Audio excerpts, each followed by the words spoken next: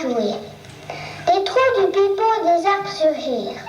On eût cru que les arbres étaient à l'intérieur du pipeau et qu'ils en surgissaient à mesure que soufflait le derviche. Des trous du pipeau s'envolèrent des montagnes, des rivières, des routes. Et les arbres, les montagnes, les rivières, les routes qui surgissaient des trous du pipeau retombèrent tout à l'autre bout du monde, au beau milieu d'un désert où il n'y avait ni montagne, ni rivière, ni arbres, ni route. Et les montagnes et les arbres s'élevèrent dans le désert, les rivières se mirent à couler, les routes s'y allongèrent, et l'on appela ce pays la contrée du pipeau. Le derviche reprit son souffle, puis il se remit à jouer du pipeau. De l'un des trous du pipeau surgit un homme. Il fit une ou deux caprioles et retomba aux côtés du derviche.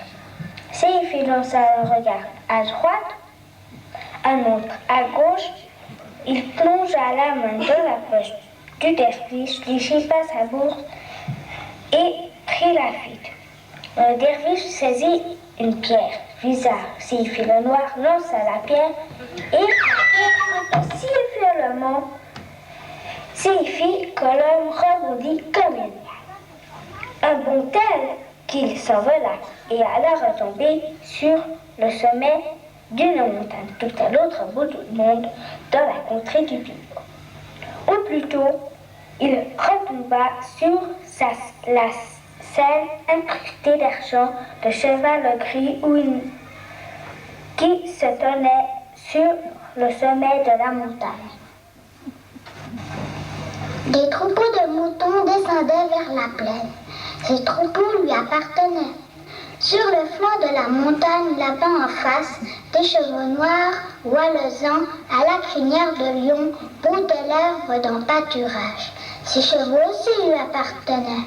En bas, des caravanes de chameaux s'en allaient sur la route. Des caravanes chargées d'épices, de café, de soirées, d'ivoire. Ces caravanes lui appartenaient. Dans la plaine, à perte de vue, s'étalaient des champs de blé, de seigle, de coton, et ces champs lui appartenaient. Bref, Seifi le Noir était l'homme le plus riche de la contrée du pipeau. Mais laissons la Seifi le Noir et allons retrouver le derviche. De l'un des trous du pipeau dont jouait toujours le derviche, assis au pied du cyprès, surgit une jeune fille. Elle retomba délicatement sur le sol tout près du derviche. C'était là la plus belle fille du monde. Son visage était aussi beau que le croissant de la lune. Les cils noirs de ses yeux bleus étaient longs et tout frisés. La jeune fille avait 15 ans à peine et elle s'appelait Aïcha. J'attends tes ordres, Père Derviche. Si je peux faire quelque chose pour toi, si tu as faim, je te ferai de la soupe au grouillon, et si tu as sommeil, je te préparerai ta couche.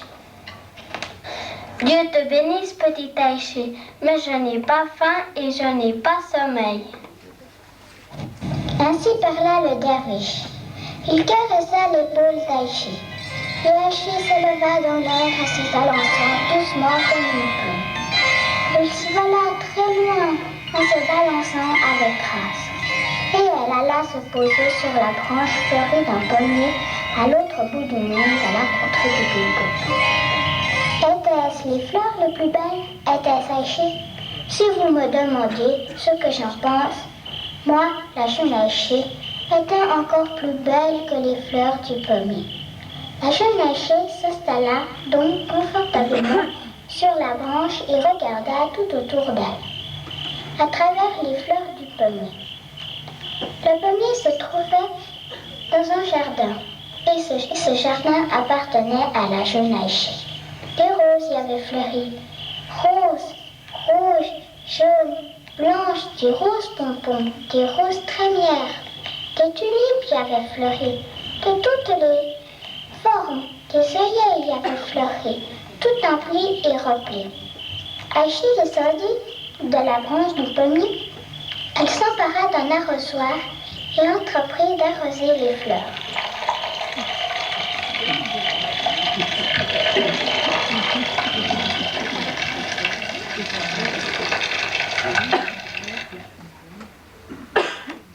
Une haie entourait le jardin. Seyfi le Noir arriva sur son cheval, au grand galop. Il s'arrêta devant le portail. Hola, Iché, hola! C'est encore vous? C'est encore moi et je reviendrai chaque jour jusqu'à tu me vendes ton jardin, puisse le diable dessécher. Je n'ai pas l'intention de vendre mon jardin, ni à vous, ni à l'autre. Je vous l'ai dit autant de fois. Tout m'appartient de ce pays, tout sauf ton jardin, que le diable dessèche. Ce jardin est comme une ronce noire au beau milieu de mes domaines. Je finirai bien par l'extirper, ce jardin, que le diable dessèche. Aïe, aïe, aïe, aïe, aïe, aïe.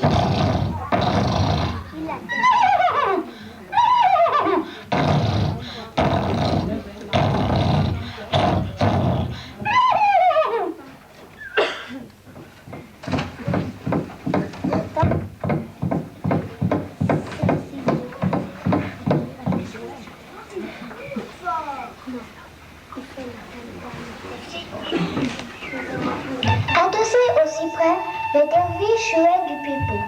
Donnant des trous du pipeau, un nuage s'envola. Le derviche continuait à jouer du pipeau. Le nuage se leva haut, toujours plus haut. Il avança lentement, pareil à un anneau qui battrait dans les pâturages du ciel. Il s'en alla vers la contrée du pipeau, à l'autre bout du monde. Et quand le nuage eut franchi la frontière de la contrée du pipeau, il aperçut tout en bas, dans un champ, entre les épis, un lièvre qui se lissait les moustaches. C'était là le lièvre qui avait mordu la patte du cheval de Seyfi le Noir. Le lièvre releva la tête, il aperçut le nuage. Cette façon qu'avait le lièvre de se lisser les moustaches plut tellement au nuage qu'il ne put s'empêcher de rire aux éclats.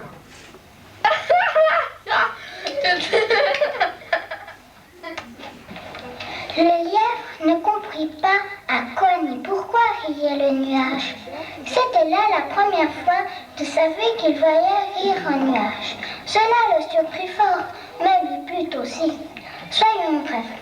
Alors que le lièvre et le nuage faisaient ainsi connaissance, Seyfi le Noir avait arrêté son cheval au sommet d'une colline.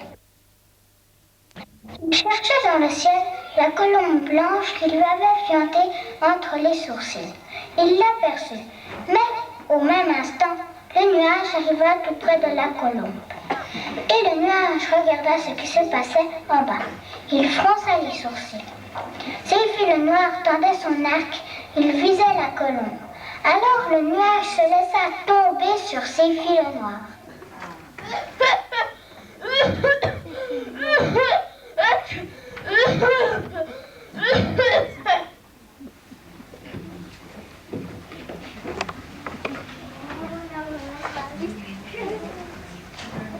Heureux de voir la colombe tirer d'affaire, le nuage abandonna Seyfi le Noir et reprit son chemin. Il s'en alla peu, il s'en alla prou, il franchit des rivières, il franchit des montagnes, il arriva juste au-dessus du jardin d'Aïché. Allongé entre les tulipes de son jardin, Aïché contemplait le ciel. Ses cheveux d'or étincelaient. D'une main, elle tiraillait les longues oreilles du lièvre à sa droite et de l'autre, elle caressait la colombe perchée sur son épaule gauche. Ce fut à cet instant exactement que le nuage fit son apparition au-dessus du jardin. Une ombre recouvrit le jardin, mais très brièvement, et tout redevint lumineux. Et puis l'ombre qui avait recouvert le jardin en glissant de la gauche vers la droite, se mit à glisser de la droite vers la gauche. Ce qui signifie que le nuage qui était passé au-dessus du jardin très haut en se dirigeant de la gauche vers la droite avait aperçut Aïcha dans le jardin et était revenue sur ses pas pour s'installer au-dessus du jardin. Aïcha aperçut le nuage. Le lièvre l'aperçut lui aussi et le reconnut. La colombe aperçut également le nuage. Elle devina que c'était là le nuage qui lui avait sauvé la vie. Elle battit légèrement des ailes. Quand au nuage, il était bien incapable, lui, de remarquer le lièvre ou la colombe. Car que l'on soit homme ou bête, au nuage, dès que l'on voit la jeune Aïcha, on ne voit plus qu'elle.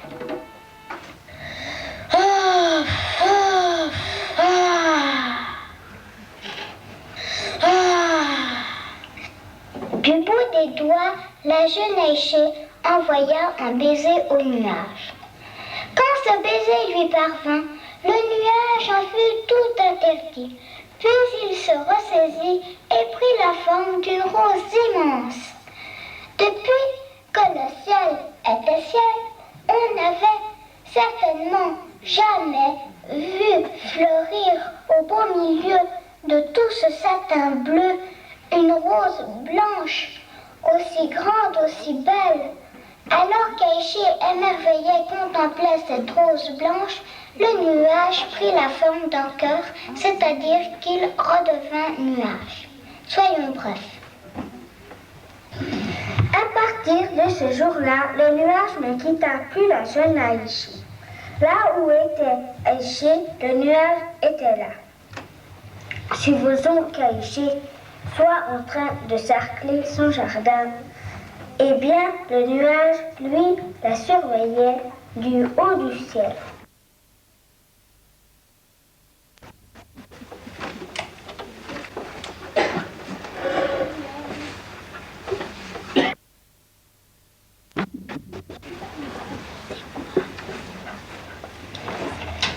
Dès qu'Aïcha, essuyant la sueur de son front, la main en visière sur les yeux, se tournait vers le soleil, le nuage s'empressait de venir se placer devant le soleil.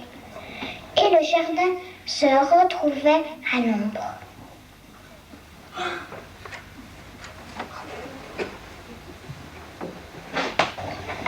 C'est bien bon de se reposer à l'ombre, mais les fleurs du jardin ont besoin de soleil.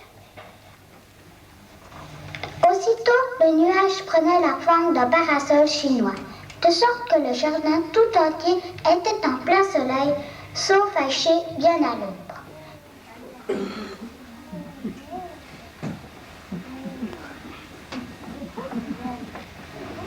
Une nuit entre les nuits, la jeune Aïcha était assise dans son jardin devant sa toute petite maison au bord du bassin.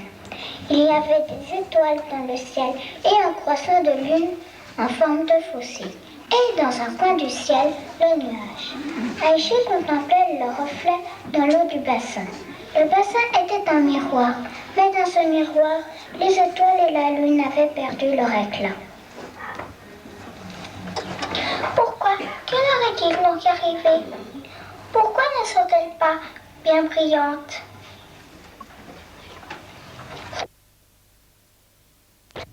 Elles se sont un peu empoussiérées, mais je vais les nettoyer sur le champ et les faire relire.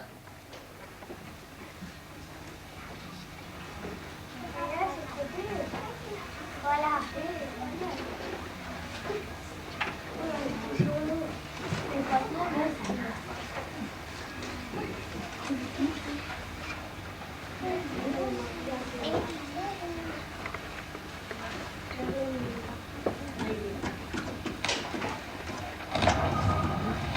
Merci mon cher nuage, je t'aime beaucoup mon petit nuage. Et elle se leva et rentra chez elle. Elle avait sommeil. Et le nuage descendit du ciel et se planta sur le seuil de la maison. Devant la porte, le nuage prit la forme d'un luth et il vint se poster devant la fenêtre d'Aïcha et lui chantait une berceuse. La plus belle des belles dort bien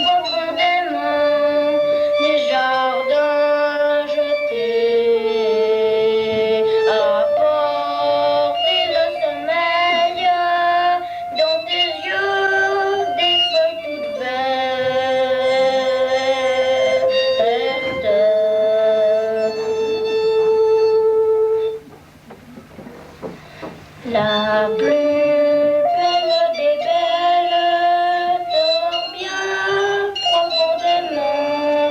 Les étoiles apportent le sommeil d'un velours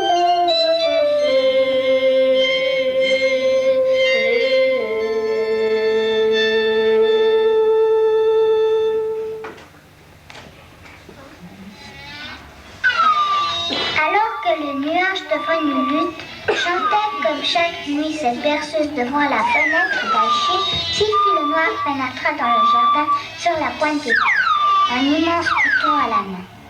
Il regarda à droite, puis à gauche.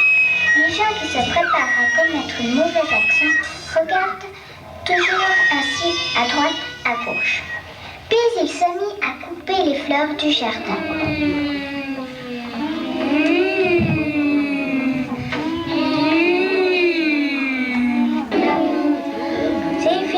Appuya son couteau sur la gorge de Chardon. Chardon fut soudain doué de la parole. Aie pitié de moi! Un jour, je te rendrai service. J'espère bien, sinon...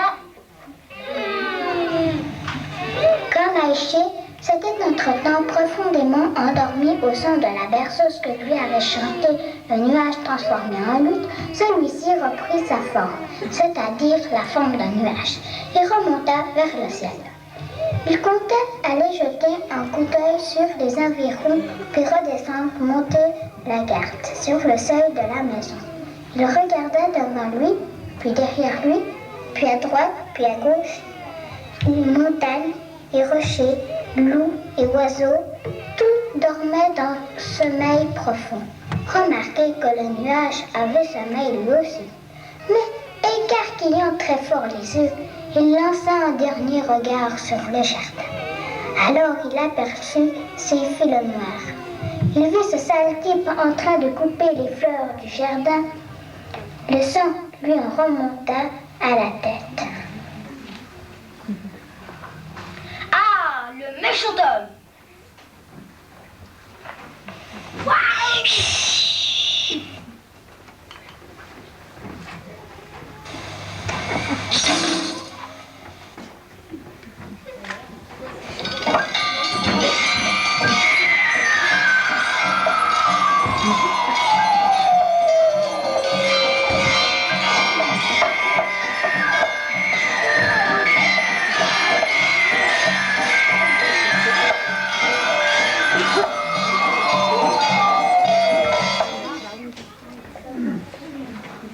Le lendemain matin, Aïché soignait ses fleurs.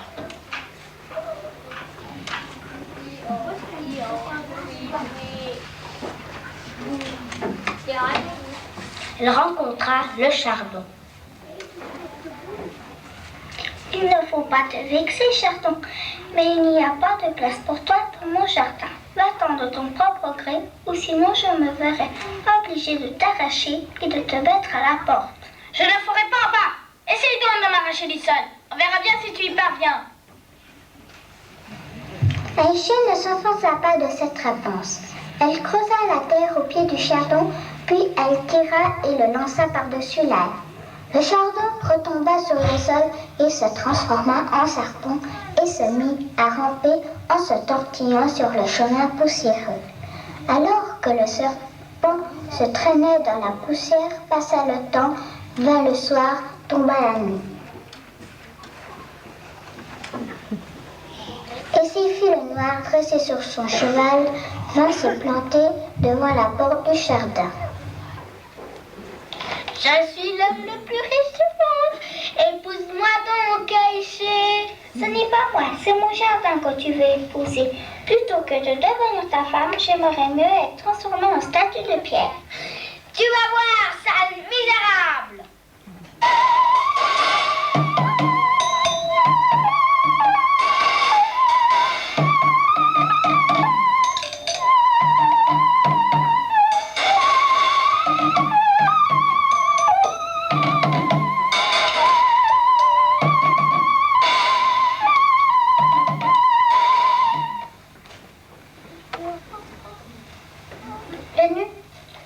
l'ange fantôme le poursuivit jusqu'à l'autre berge de la rivière, puis se revint, entra dans le jardin, se transforma en gros chien de berger, à longs poils, et vint se coucher au pied d'Aïché.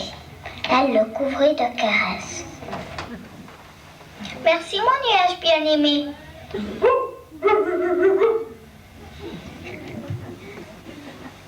Laissons le nuage converser avec Aïché et revenons à Séifi le Noir. Sur l'autre berge de la rivière, le chardon se dressa devant Séifi. Salut Séifi Aga, Aïché t'a chassé, tout comme elle m'a chassé moi. Prends-moi en croupe et mène ton cheval là où je te dirai d'aller.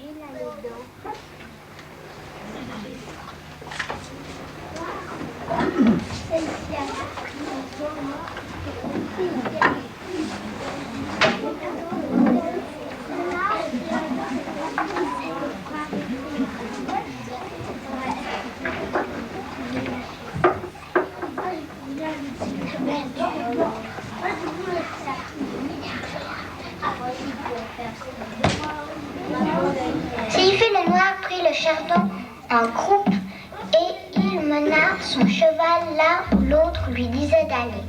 Ils avancèrent peu, ils avancèrent prou, ils franchirent des rivières, ils franchirent des montagnes, ils franchirent des plaines. Le chardon fit acheter un sac et une jarre à Séifi, il plaça la jarre à la droite de la selle, le sac à gauche.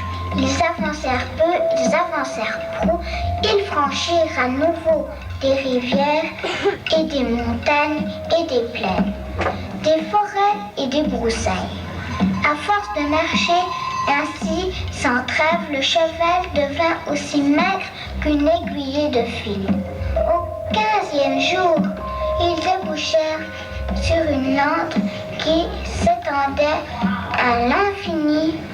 Au 30e jour, des rochers les entouraient de toutes parts. La chaleur était infernale. La terre se crevassait. Séifi le Noir regardait tout autour de lui. Pas le moindre abandon. À la 35e nuit, il ne resta plus trace de rochers, ni même de terre. Dans les sables qui s'étalaient au levant, au couchant, le cheval avançait à grand-peine. Au 40e jour, nous sommes arrivés. C'est ici le pays de la sécheresse. Remplis ton sac de ce sable. Séifi le Noir descendit de son cheval qui n'avait plus que la peau sur les os et emplit le sac avec du sable du pays de la sécheresse. Puis il chargea le sac sur son cheval et se mit lui-même en selle. Le cheval fut doué soudain de la parole. Pitié, Séifi Aga, je n'ai même plus la force de marcher. Comment pourrais-je encore porter ce sac de sable? Tais-toi, tête de mule, et avance. Et maintenant, nous allons au pays des vents. Ils avancèrent peu, ils avancèrent prou, ils franchirent des rivières, ils franchirent des montagnes, ils franchirent des plaines, et soudain le vent se mit à souffler si violemment qu'il était impossible d'avancer d'un pas. Des arbres firent leur apparition, leurs racines s'enfonçaient jusqu'au 7e tréfonds de la terre. Leur tête atteignait le 7e ciel. Et leur tête et leurs branches et leurs feuilles ployaient en frémissant jusqu'au sol où se rabaissaient à Je ne peux plus aller plus loin. Mon cheval n'a plus la force d'avancer contre le vent, et moi non plus. Pas question de s'arrêter, avance! Cravachant le cheval qui suait le sang bouillant contre le vent qui soufflait de plus en plus fort, Séifi avança encore 3 nuits et 3 jours. Ils finirent par atteindre une mer. Les vagues de cette mer n'étaient qu'écume. Elles se dressaient aussi hautes que 7 minarets, puis déferlaient sur la rive dans un fracas de fin du monde. Nous voilà arrivés. Emplis la jarre de vent.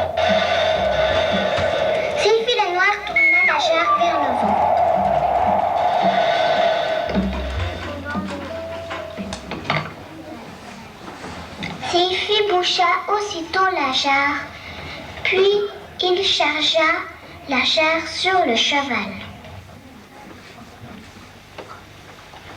Ils rebroussèrent chemin. Avec ce vent qui le poussait dans le dos, le cheval semblait avoir des ailes. Revenons aux côtés d'Aïchi. Ils dormaient tous d'un sommeil paisible. Aïchi dans son lit, la colombe à son chevet, le lièvre à ses pieds et le nuage dehors, devant la fenêtre.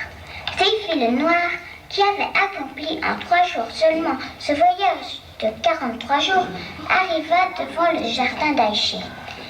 Il mit pied à terre, épaula le sac, pénétra dans le jardin et éparpilla le sable du pays de la sécheresse sur tout le jardin, sur les œillets, sur les tulipes, sur les arbres.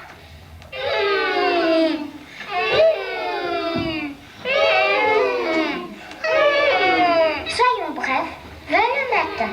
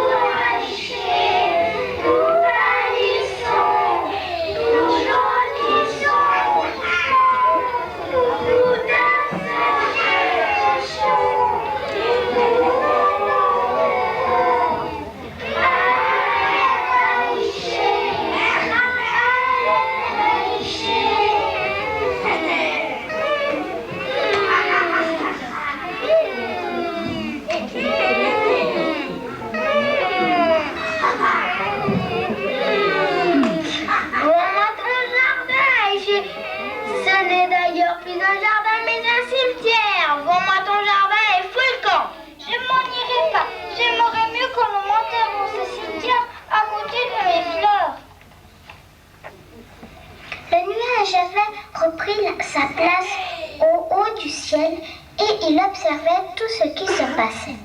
Il était bien triste, qu'il n'avait plus la force d'ouvrir la bouche, de lever le bras. La colombe vola jusqu'à lui. Frère Nuage, cours donc aider Aïchi. Que puis-je faire? Comment l'aider?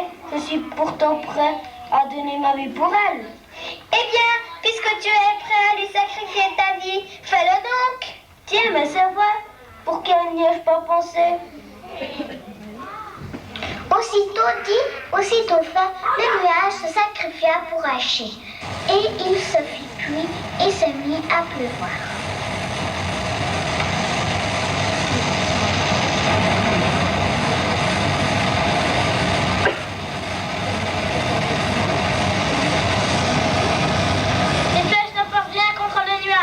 Ouvre la jarre.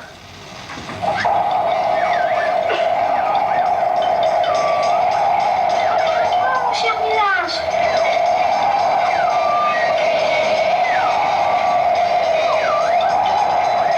Voilà du goyard, mets-le en pièce. Tiens-vous comme moi, tiens-vous.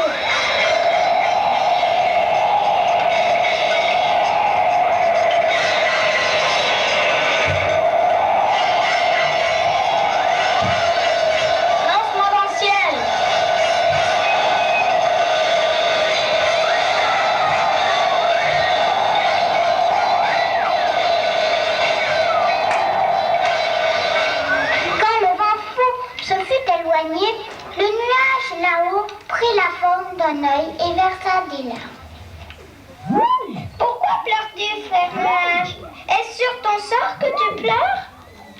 Non, je suis encore toujours prêt à sacrifier ma vie pour Aïchi, mais je pleure parce que je vais la quitter. Et le nuage se transforma en pluie. Et la pluie tomba à verse. Dans le jardin, les fleurs redressèrent la tête. Elles reprirent leur souffle et retrouvèrent leur couleur. Quant à la jeune Aïchi, elle essuyait ses larmes. Mon cher nuage, ne meurs surtout pas. Je ne veux pas te voir mourir. Assez, ne meurs pas. Abandonnons pour l'instant le nuage et Aïchi et Seifi le noir et allons un peu voir où se trouve la colombe. Elle poursuivait le vent fou qui filait honteux de sa défaite. Elle le rejoignit au sommet d'une montagne. Frère Vent, Saifi t'a rendu ridicule car il a voulu exploiter ta force et ton énergie pour une cause injuste. Ne vas-tu pas te venger de lui? Dès qu'il entendit ces mots, le vent fou revint sur ses pas. Il se jeta sur Saifi en rugissant.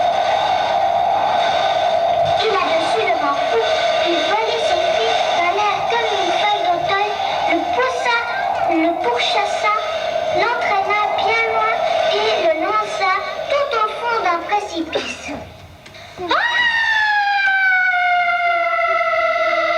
Laissant Saifi le noir rouler dans le précipice et revenons au jardin d'Aïché. Toutes les fleurs étincelaient, tous les arbres avaient à nouveau fleuri. Aïcha se tenait au bord du bassin, la colombe perchée sur son épaule gauche et le lièvre assis à ses pieds. Le ciel était bleu, resplendissant de soleil. Tous étaient heureux, sauf Aïché. Aïché, pourquoi es-tu si triste? Mon cher nuage a sauvé mes fleurs. Il m'a sauvée. Il nous a tous sauvés. Mais lui a disparu. Il s'est sacrifié pour nous. Comment ne pas être malheureuse? Elle soupira et taille des perles. Des larmes coulèrent de ses yeux bleus glissèrent dans le bassin. Ne sois donc pas triste sans raison. Les braves gens, les braves bêtes et les bons nuages ne sauraient disparaître. Celui qui s'est aimé ne meurt pas. Regarde donc le bassin. Et que vit alors Aïché? Sous les rayons d'or du soleil, une vapeur bleue s'élevait au-dessus du bassin plein d'eau de pluie. Bref, très bientôt, le nuage refit son apparition dans le bleu du ciel. Et quand il se retrouva tel qu'il était autrefois, il regarda Aïché, il regarda le jardin. Il devint une bouche gigantesque. Il s'élargit, il sourit. Et ainsi, les braves gens connurent le bonheur dans la contrée du pipeau et les méchants furent châtiés. Et le conte que racontait le pipeau du derviche prit fin et le derviche s'en alla, son pipeau sous le bras.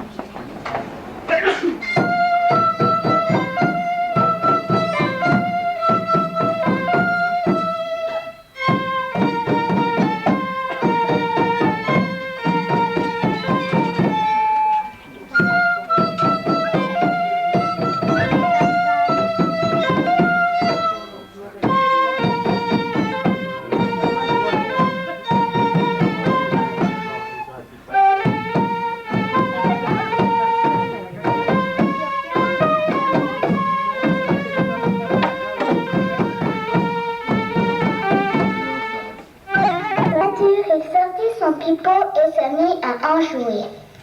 Des trous du pipeau et des arbres surgirent. On eût cru que les arbres étaient à l'intérieur du pipeau et qu'ils s'en surgissaient à mesure que soufflait le derviche.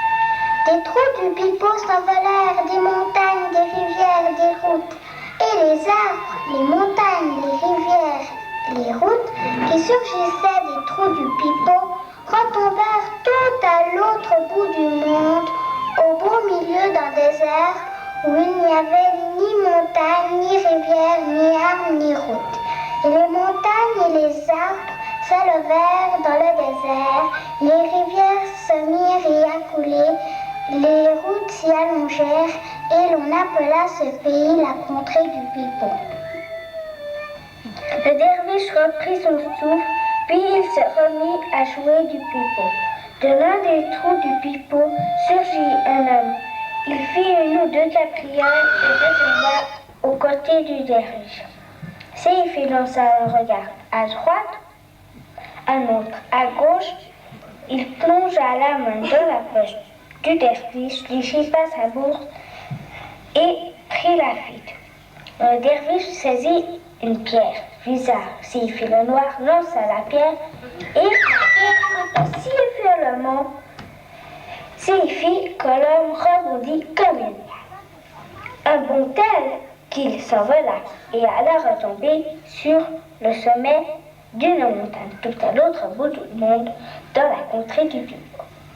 Ou plutôt, il retomba sur la selle incrustée d'argent de cheval gris qui se tenait sur le sommet de la montagne. Des troupeaux de moutons descendaient vers la plaine. Ces troupeaux lui appartenaient. Sur le flanc de la montagne, là-bas en face, des chevaux noirs, oualesant à la crinière de lion, broutaient l'herbe dans le pâturage. Ces chevaux aussi lui appartenaient. En bas, des caravanes de chameaux s'en allaient sur la route, des caravanes chargées d'épices, de café, de soirées, d'ivoire. Ces caravanes lui appartenaient. Dans la plaine, à perte de vue, s'étalaient des champs de blé, de seigle, de coton, et ces champs lui appartenaient. Bref, Seifi le Noir était l'homme le plus riche de la contrée du pipeau. Mais laissons la Seifi à le Noir et allons retrouver le derviche. De l'un des trous du pipeau, dont jouait toujours le derviche, assis au pied du cyprès, surgit une jeune fille. Elle retomba délicatement sur le sol plus près du derviche. C'était là la plus belle fille du monde. Son visage était aussi beau que le croissant de la lune. Les cils noirs de ses yeux bleus étaient longs et tout frisés. La jeune fille avait 15 ans à peine et elle s'appelait Aïcha. J'attends tes ordres, Père Derviche. Si je peux faire quelque chose pour toi, si tu as faim, je te ferai de la soupe au gruau, et si tu as sommeil, je te préparerai ta couche. Dieu te bénisse, petite Aïcha, mais je n'ai pas faim et je n'ai pas sommeil. Ainsi parla le derviche. Il caressa l'épaule d'Aïcha. Et Aïcha s'éleva dans l'air à ses alentours, doucement comme une plume. Elle s'envola très loin en se balançant avec grâce. Et elle alla se poser sur la branche fleurie d'un pommier à l'autre bout du monde, à la contrée du pipeau. Étaient-ce les fleurs les plus belles? Était-ce Aïcha? Si vous me demandiez ce que j'en pense, moi, la jeune Aïcha, était encore plus belle que les fleurs du pommier. La jeune Aïcha s'installa donc confortablement sur la branche et regarda tout autour d'elle, à travers les fleurs du pommier. Le pommier se trouvait dans un jardin, et ce jardin appartenait à la jeune Aïcha. Des roses y avaient fleuri, roses, rouges, jaunes, blanches, des roses pompons, des roses trémières, des tulipes y avaient fleuri, de toutes les formes, des œillets y avaient fleuri, tout empli et rempli. Aïcha descendit de la branche du pommier. Elle s'empara d'un arrosoir et entreprit d'arroser les fleurs.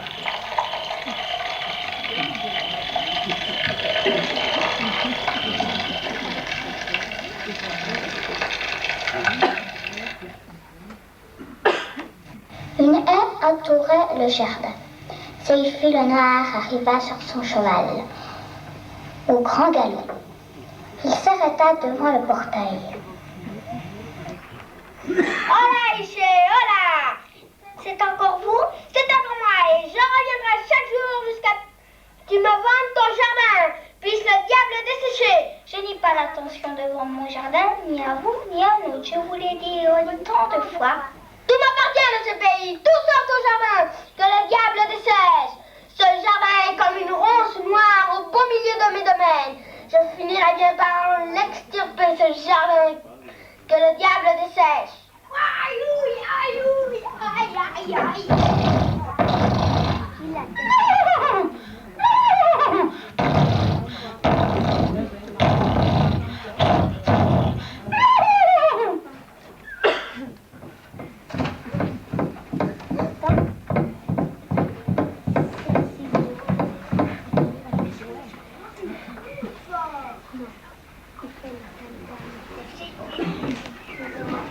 Adossé au cyprès, le derviche jouait du pipeau.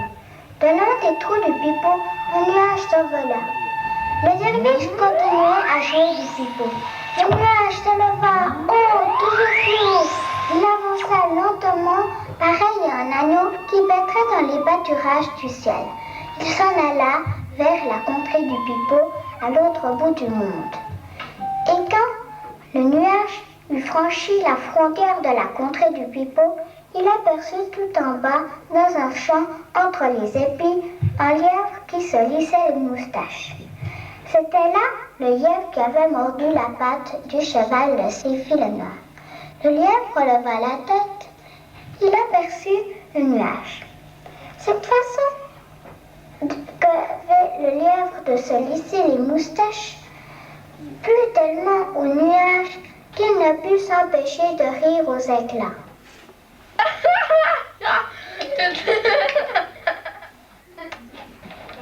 Le lièvre ne comprit pas à quoi ni pourquoi riait le nuage. C'était là la première fois de sa vie qu'il voyait rire un nuage. Cela le surprit fort, mais lui plut aussi. Soyons brefs. Alors que le lièvre et le nuage faisaient ainsi connaissance, Seyfi le noir avait arrêté son cheval au sommet d'une colline. Il cherchait dans le ciel la colombe blanche qui lui avait fianté entre les sourcils. Il l'aperçut, mais au même instant, le nuage arriva tout près de la colombe. Et le nuage regarda ce qui se passait en bas. Il fronça les sourcils. Seyfi le noir tendait son arc, il visait la colombe. Alors le nuage se laissa tomber sur Seyfi le noir.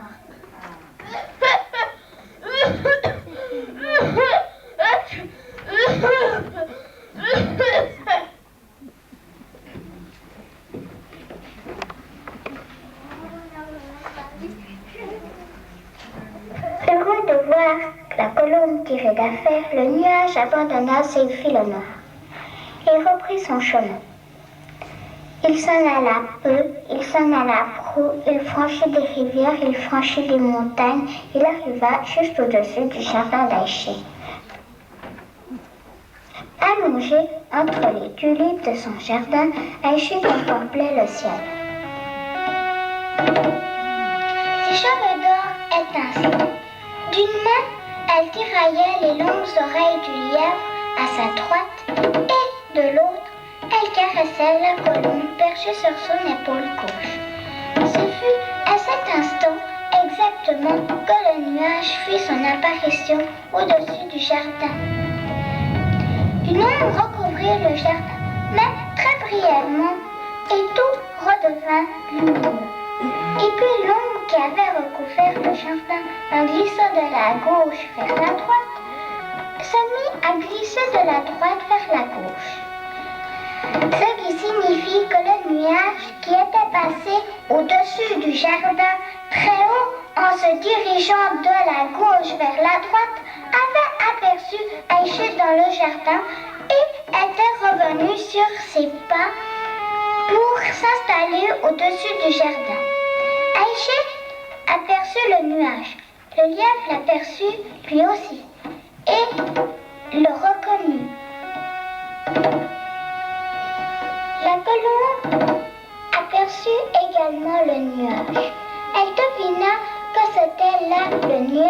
qui lui avait sauvé la vie. Elle battit légèrement des ailes. Quand au nuage, il était bien incapable, lui, de remarquer le lièvre ou la colombe. Car que l'on soit homme ou bête, au nuage, dès que l'on voit la jeune Aïché, on ne voit plus qu'elle.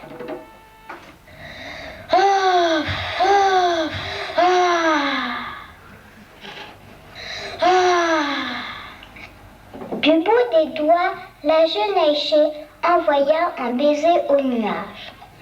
Quand ce baiser lui parvint, le nuage en fut tout interdit. Puis il se ressaisit et prit la forme d'une rose immense. Depuis que le ciel était ciel, on n'avait certainement jamais vu fleurir au beau milieu de tout ce satin bleu une rose blanche, aussi grande, aussi belle. Alors qu'Aïché émerveillée contemplait cette rose blanche, le nuage prit la forme d'un cœur, c'est-à-dire qu'il redevint nuage. Soyons brefs. À partir de ce jour-là, le nuage ne quitta plus la jeune Aïché. Là où était Aïché, le nuage était là. Supposons qu'Aïché soit en train de cercler son jardin. Eh bien, le nuage, lui, la surveillait du haut du ciel.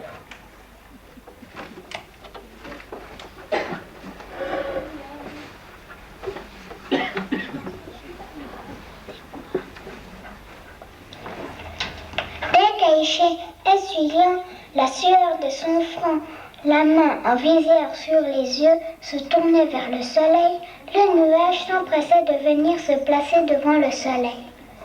Et le jardin se retrouvait à l'ombre.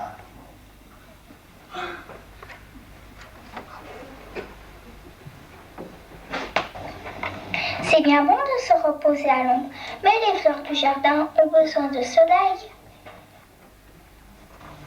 Aussitôt, le nuage prenait la forme d'un parasol chinois, de sorte que le jardin tout entier était en plein soleil, sauf Aïché bien à l'ombre.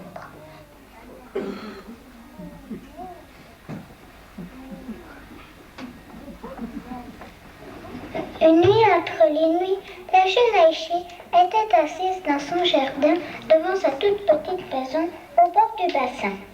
Il y avait des étoiles dans le ciel et un croissant de lune en forme de fossile. Et dans un coin du ciel, le nuage. Aïché contemplait le reflet dans l'eau du bassin. Le bassin était un miroir, mais dans ce miroir, les étoiles et la lune avaient perdu leur éclat. Pourquoi? Que leur est-il donc arrivé? Pourquoi ne sont-elles pas bien brillantes? Elles se sont un peu empoussiérées, mais je vais les nettoyer sur le champ et les faire relire.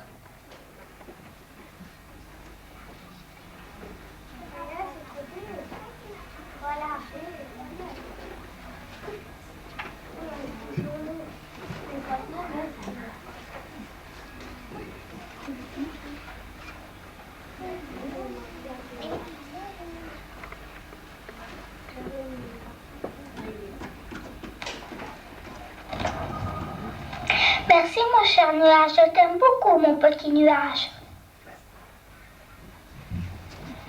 Et elle se leva et rentra chez elle. Elle avait sommeil. Et le nuage descendit du ciel et se planta sur le seuil de la maison. Devant la porte, le nuage prit la forme d'un luth et il vint se poster devant la fenêtre d'Aïché et lui chantait une berceuse.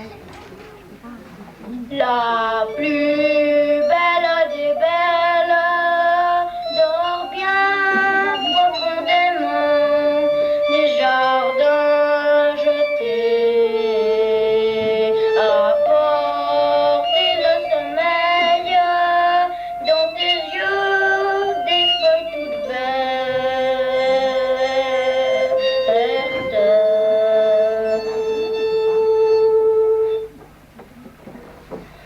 La plus belle des belles dort bien profondément, les étoiles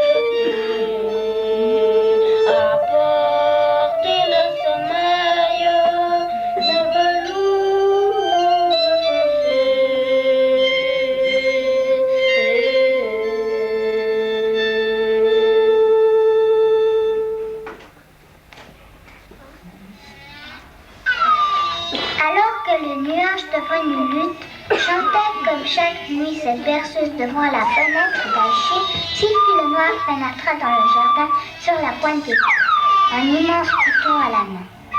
Il regarda à droite, puis à gauche. Les gens qui se préparent à commettre une mauvaise action regardent toujours ainsi à droite, à gauche. Puis il se mit à couper les fleurs du jardin.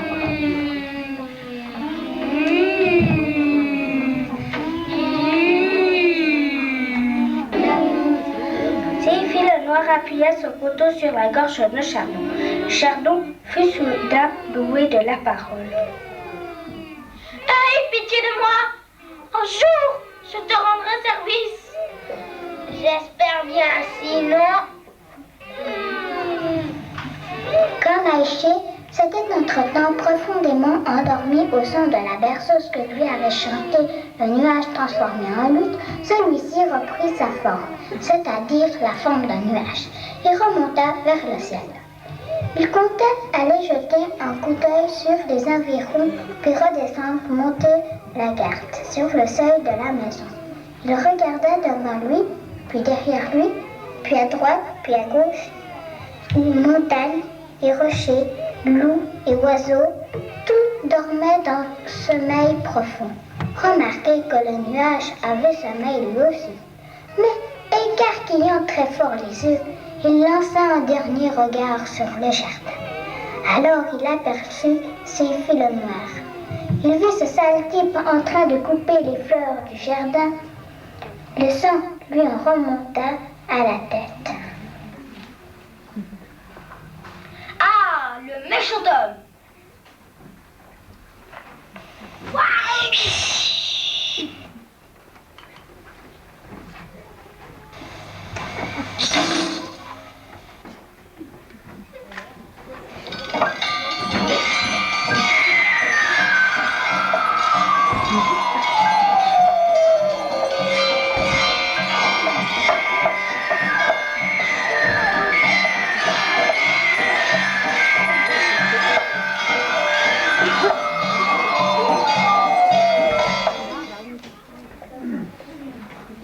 Le lendemain matin, Aïché soignait ses fleurs.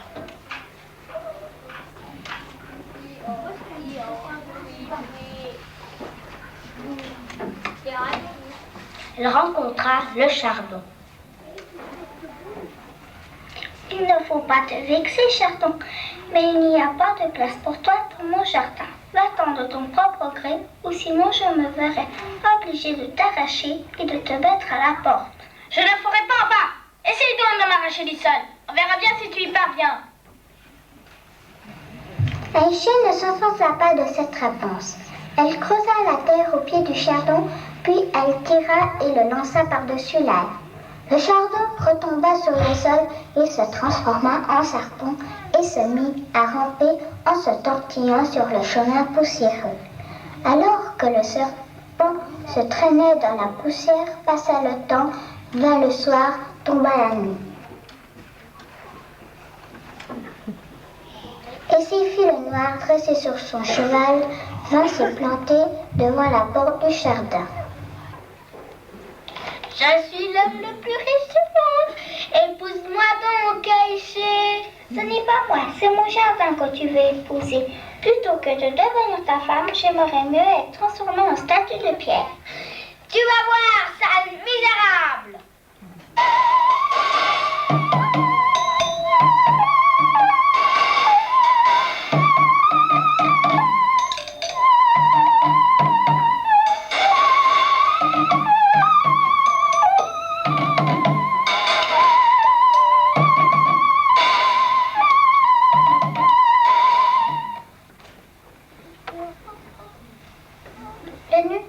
Le nuage fantôme le poursuivit jusqu'à l'autre berge de la rivière, puis se revint, entra dans le jardin, se transforma en gros chien de berger, à longs poils, et vint se coucher au pied d'Aïché. Elle le couvrit de caresses. Merci mon nuage bien-aimé.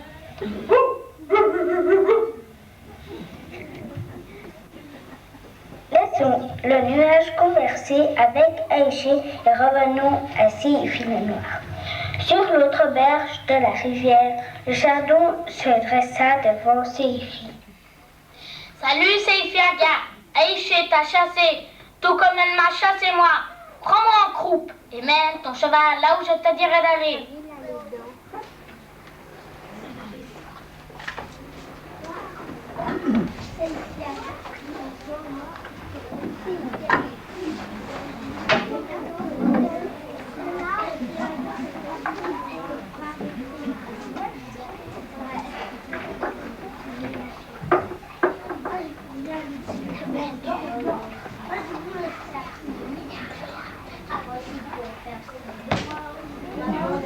Seyfi le Noir prit le chardon en croupe et il mena son cheval là où l'autre lui disait d'aller. Ils avancèrent peu, ils avancèrent prou, ils franchirent des rivières, ils franchirent des montagnes, ils franchirent des plaines. Le chardon fit acheter un sac et une jarre à Seyfi, qui il plaça la jarre à la droite de la selle, le sac à gauche. Ils avancèrent peu, ils avancèrent prou, ils franchirent à nouveau des rivières et des montagnes et des plaines, des forêts et des broussailles. À force de marcher ainsi sans trêve, le cheval devint aussi maigre qu'une aiguillée de fil. Au 15e jour, ils débouchèrent sur une lande qui s'étendait à l'infini. Au 30e jour, des rochers les entouraient de toutes parts. La chaleur était infernale. La terre se crevassait. Seyfi le Noir regardait tout autour de lui. Pas le moindre empan d'ombre. À la 35e nuit, il ne resta plus trace de rochers, ni même de terre. Dans les sables qui s'étalaient au levant, au coucher. Le cheval avançait à grand-peine. Au 40e jour, Nous sommes arrivés. C'est ici le pays de la sécheresse. Remplis ton sac de ce sable. Seyfi le Noir descendit de son cheval qui n'avait plus que la peau sur les os et emplit le sac avec du sable du pays de la sécheresse. Puis il chargea le sac sur son cheval et se mit lui-même en selle. Le cheval fut doué soudain de la parole. Pitié, Seyfi Aga, je n'ai même plus la force de marcher. Comment pourrais-je encore porter ce sac de sable? Tais-toi, tête de mule, et avance. Et maintenant, nous allons au pays des vents. Ils avancèrent peu, ils avancèrent prou, ils franchirent des rivières, ils franchirent des montagnes, ils franchirent des plaines, et soudain le vent se mit à souffler si violemment qu'il était impossible d'avancer d'un pas. Des arbres firent leur apparition, leurs racines s'enfonçaient jusqu'au 7e tréfonds de la terre. Leur tête atteignait le 7e ciel.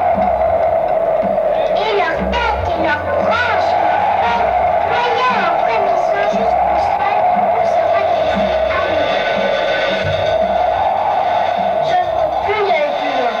Mon cheval n'a plus la force d'avancer contre le vent, et moi non plus. Pas question de s'arrêter, avance! Cravacha le cheval qui suait le sang en luttant contre le vent qui soufflait de plus en plus fort, Seyfi avança encore 3 nuits et 3 jours. Ils finirent par atteindre une mer. Les vagues de cette mer n'étaient qu'écume. Elles se dressaient aussi hautes que 7 minarets, puis déferlaient sur la rive dans un fracas de fin du monde. Nous voilà arrivés. Emplis la jarre de vent. Seyfi le Noir tourna la jarre vers le vent.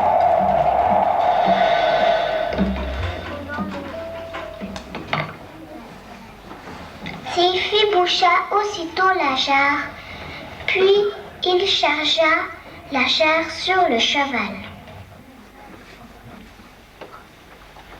Ils rebroussèrent chemin. avec ce vent qui le poussait dans le val, semblait avoir des ailes. Revenons aux côtés d'Aïchi. Ils dormaient tous d'un sommeil paisible.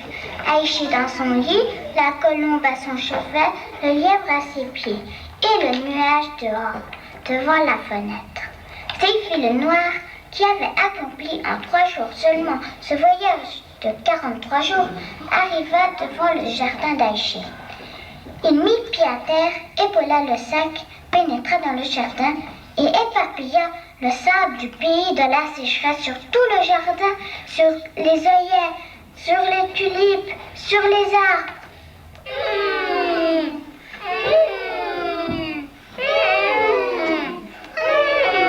Soyons brefs, vint le matin.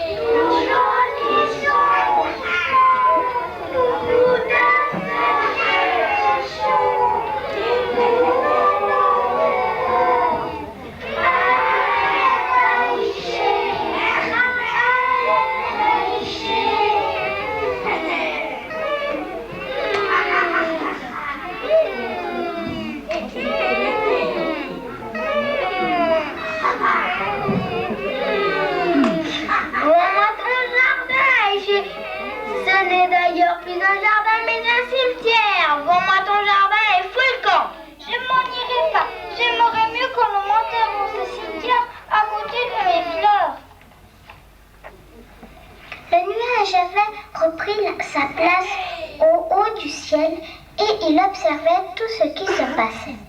Il était bien triste, qu'il n'avait plus la force d'ouvrir la bouche, de lever le bras.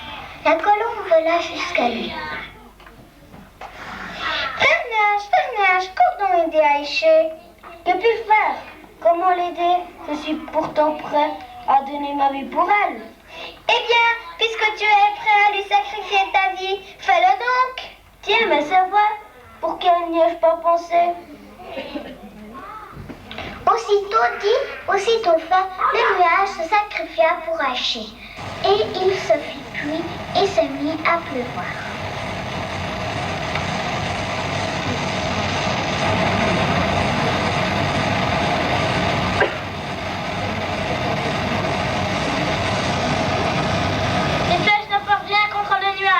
Ouvre la jarre.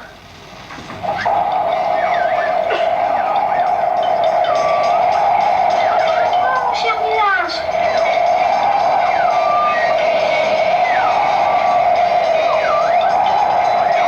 Voilà l'Itoyable, mets-la en pièce. Bravo, ton nuage, bravo.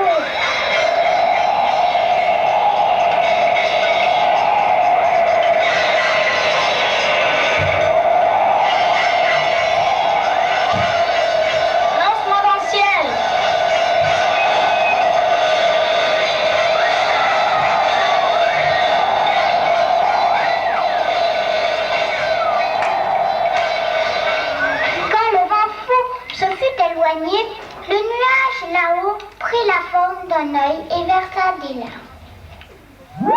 Pourquoi pleures-tu, frère nuage? Est-ce sur ton sort que tu pleures? Non, je suis encore toujours prêt à sacrifier ma vie pour Aïchi, mais je pleure parce que je vais la quitter. Et le nuage se transforma en pluie, et la pluie tomba à verse. Dans le jardin, les fleurs redressèrent la tête, elles reprirent leur souffle et retrouvèrent leur couleur. Quant à la jeune Aïchi, elle essuyait ses larmes. Mon cher nuage, ne meurs surtout pas, je ne veux pas te voir mourir. Assez, ne meurs pas. Abandonnons pour l'instant le nuage et Aïchi et Seifi le noir et allons un peu voir où se trouve la colombe. Elle poursuivait le vent fou qui filait honteux de sa défaite. Elle le rejoignit au sommet d'une montagne. Frère vent, Seifi t'a rendu ridicule car il a voulu exploiter ta force et ton énergie pour une cause injuste. Ne vas-tu pas te venger de lui? Dès qu'il entendit ces mots, le vent fou revint sur ses pas. Il se jeta sur Sylphie en rugissant. Et là-dessus, le vent fou fit voler Sylphie dans l'air comme une feuille d'automne, le pourchassa, l'entraîna bien loin et le lança tout au fond d'un précipice.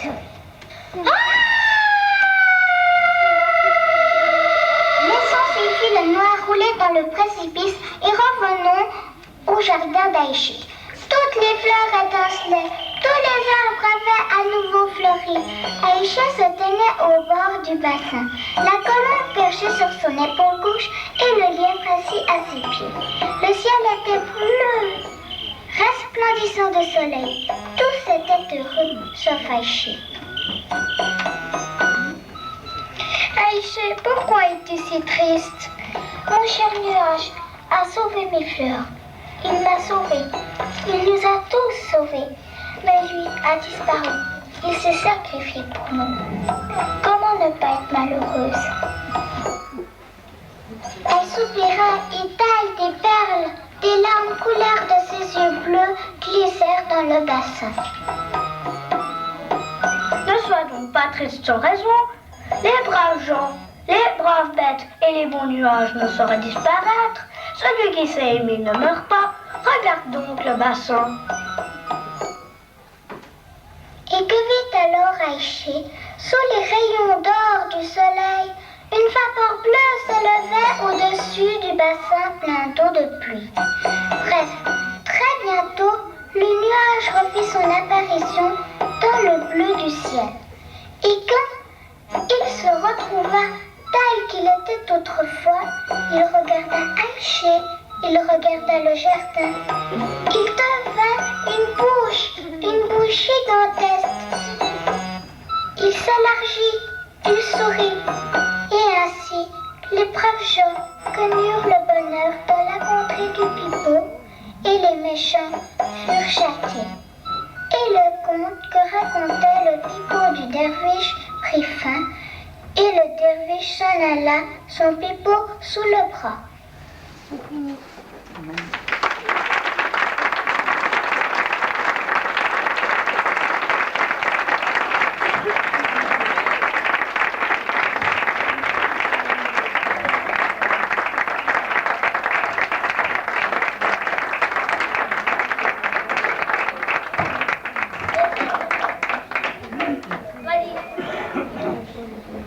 Dans le rôle de ma colombe, Marc. Dans le rôle de mon lièvre, Hilaria.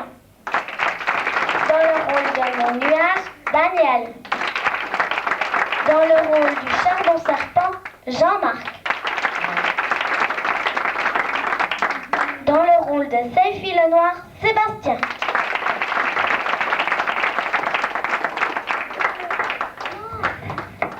Et dans le rôle de Aïché, Caroline.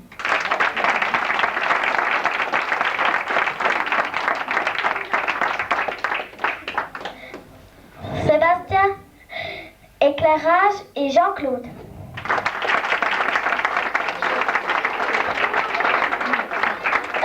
Et voici mon jardin.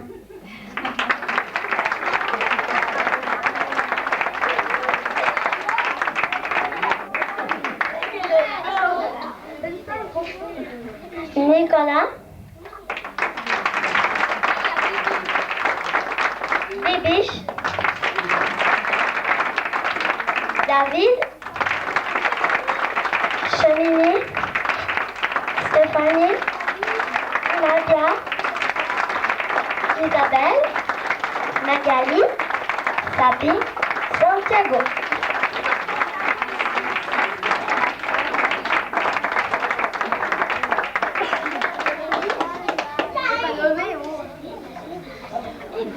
Et les deux narrateurs, Sabine et Magali.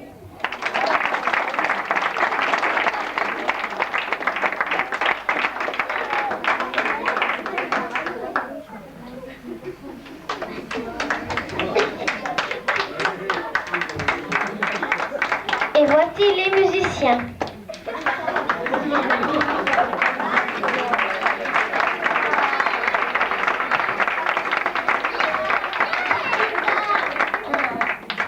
les bruiteurs, pardon.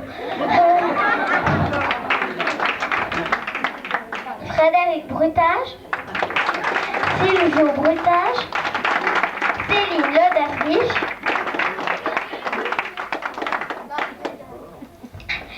David Perzoff, le Salterion, Nicolas le Tam Tam, Vincent aussi le Tam Tam, Sylvie le synthétiseur.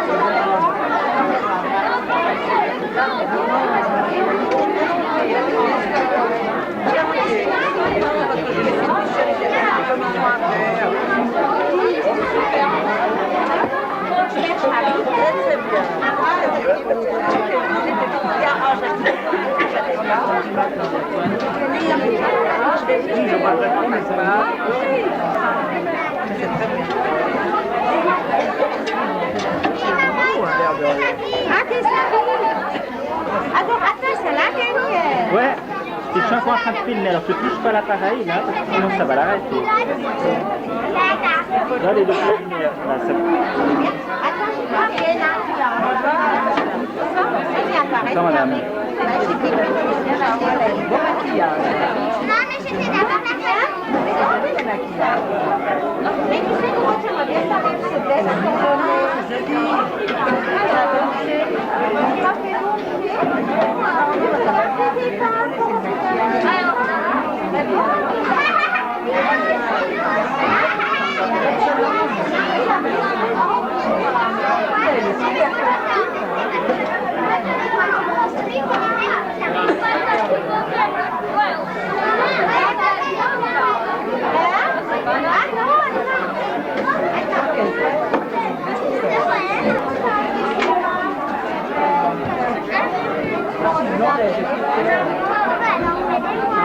T'as la princesse.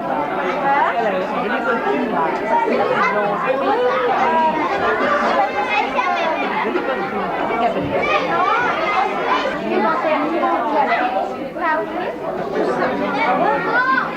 Ça va Nadia?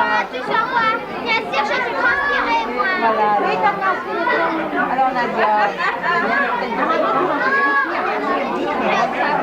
C'est bon.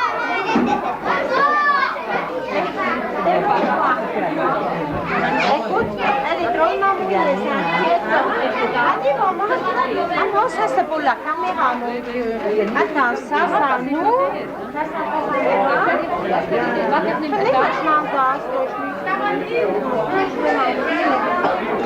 Attention. Ah oui, excusez-moi, je suis navrée. Pas trop de mal. Voilà, ça y est, on s'en va. Des terrasses. Au revoir, madame.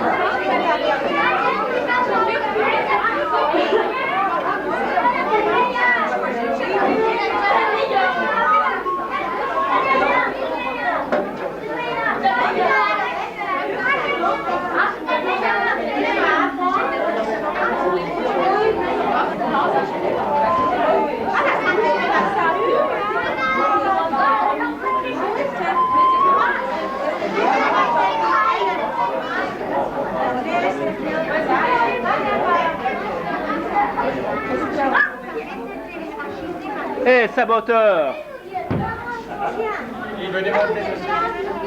Ah!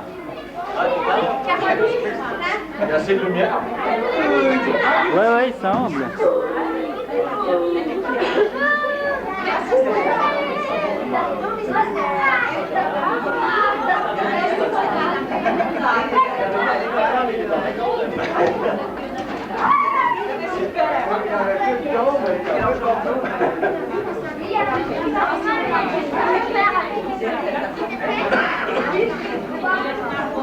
Bon.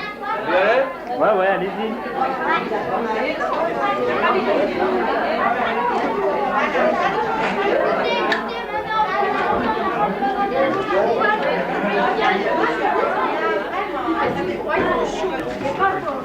D'ailleurs, le rôle de violon. C'est moi le violon. Ah, la sculpture. Bon, quand on repart. Jaune, comme ça. Un carton. T'as fini? Ouais, Fini? je vais Tu me démontrer. donneras ça. Hein? Quoi ça? Ça. Je t'amène. La chaise? Quoi, le Le micro? truc qui est dessous là. Ah, c'est à ton père. Je te ferai remarquer.